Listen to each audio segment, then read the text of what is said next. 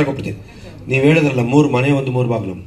ಮೊದಲನೇದಾಗಿ ನಾನು ಸಂಘದ ಅಧ್ಯಕ್ಷರೇನ ನಾನು ಒಬ್ಬ ಅಭಿಮಾನಿ. ಇಷ್ಟು ಸರ್ಗೆ ಮನೆಯವರು, ಆ ಮನೆಯವರು ಅವರಿಗೆ ಇಲ್ಲಿ ನೊಂದು ಬೆಂದು ಬೇಡ ಅಂದ್ಬಿಟ್ಟು ಮೈಸೂರಿಗೆ ಹೋಗ್ಬಿಟ್ರು. ಅದು ಹೊರತುಪಡಿಸಾಯ್ತು. ಇಲ್ಲಿ ಶ್ರೀನಿವಾಸು ಮತ್ತು ರಾಜುಗೌಡರು ಓಡಾಡ್ತಿದ್ರು, ಇಬ್ಬರು ಓಡಾಡ್ತಿದ್ರು. ಇಬ್ಬರು ಏನು ಮಾಡ್ತಾರೆ, ಅವರಿಬ್ಬರು ಬುದ್ಧಿವಂತರು. ನಮ್ಮ ಶ್ರೀನಿವಾಸರು ಸಾಹಿತಿಗಳು, ಬುದ್ಧಿಜೀವಿ, ತಿಳುವಳಿಕೆರೋನು ಓಡಾಡಿರ್ತಾರೆ ಅಂತ ನಾನು ಅಂದ್ಕೊಂಡೆ. ಶ್ರೀನಿವಾಸು ನಮ್ಮ ಖ್ಯಾತ, ನಮ್ಮ ಪ್ರಖ್ಯಾತ, ನಮ್ಮ ಸುದೀಪರ ಜೊತೆ ಇದ್ದಾರೆ. ಅವ್ರ ಪಾಪ ಸುದೀಪರು ಮುನ್ಸೂಚನೆ. ಸುದೀಪರ್ನ ಎಲ್ಲ ಕಡೆ ಪಾಪ ಕರೆಯೋಕ್ಕಾಗಲ್ಲ. ಅವ್ರು ಏನು ಬೇಕು ಮಾಡಿಕೊಟ್ಟಿದ್ದಾಗ ಅವ್ರ ದೊಡ್ಡ ಗುಣ ನಿಜವಾಗ್ಲೂ ಖುಷಿ ಆಗ್ತದೆ.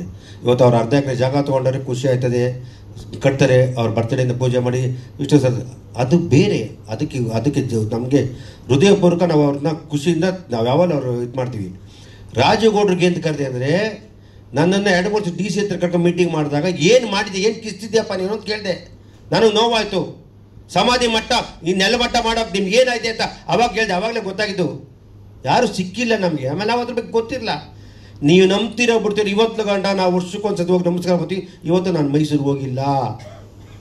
ಅಚ್ಚ ಅಭಿಮಾನಿ, ನಿರ್ಮಾಪಕ, 16 ವರ್ಷ. ಇವತ್ತು ನಾನು ವರ್ಷಕ್ಕೊಂದ್ಸತಿ ಹೋಗ್ಬಿಟ್ಟು ನಮಸ್ಕಾರ ಹಾಕೊಂಬತ್ತೀನಿ. ನಾನು ನನ್ನ ಮಗ ಇವತ್ತು ಮೈಸೂರಿನ ಕಾಲಿಟ್ಟಿಲ್ಲ.